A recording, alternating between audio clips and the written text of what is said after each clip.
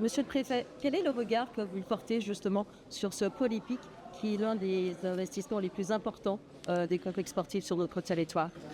Ce matin, j'ai répondu à l'invitation du président de région, M. Chalus, qui voulait me présenter ce pôle hippique. J'avoue qu'à titre personnel, moi je suis cavalier et j'aime beaucoup les chevaux. Et donc ça m'a intéressé de regarder comment ici, on essaye de construire une filière équestre, une filière équine. Et ce pôle qui est derrière nous, avec cet anneau de course et les installations d'accueil des chevaux, montre un endroit qui va pouvoir développer, rendre plus visibles les courses et attirer des Guadeloupéens et d'ailleurs des touristes. Mais aussi, ça va permettre de faire une meilleure lumière sur la filière équine.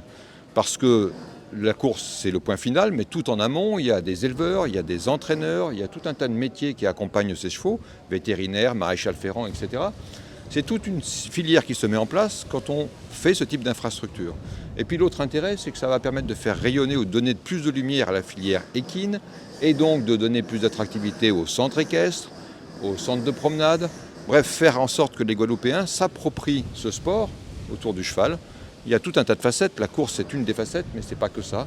Apprendre à monter à cheval, apprendre à faire des concours hippiques, se promener et découvrir la Guadeloupe à cheval. Tout un tas d'activités économiques qui peuvent se développer. Le centre que nous avons ici sera une espèce de phare qui permettra de donner de la lisibilité, je pense, et en tout cas je l'espère, à la filière équine ici en Guadeloupe.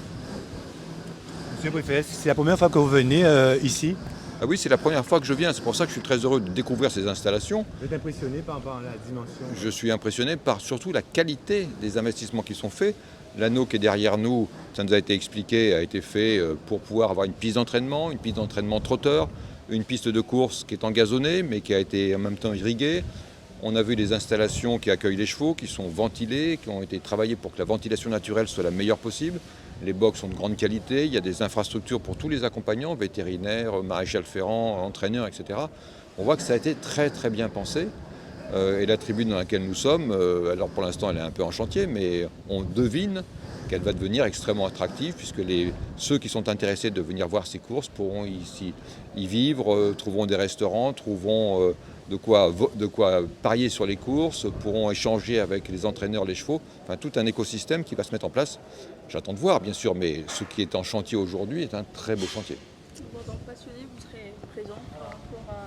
Le président m'a invité pour les courses de dimanche, je ne sais pas si je vais voir si j'ai le temps de monter jusqu'ici, mais effectivement je suis un passionné. Quand j'avais beaucoup moins de cheveux blancs, je travaillais dans le secteur des courses et j'étais tout le temps, tous les week-ends, dans ces atmosphères-là, à m'occuper des chevaux, tripoter les chevaux, regarder comment ils allaient, essayer d'imaginer celui qui va gagner, celui qui va perdre, etc. etc.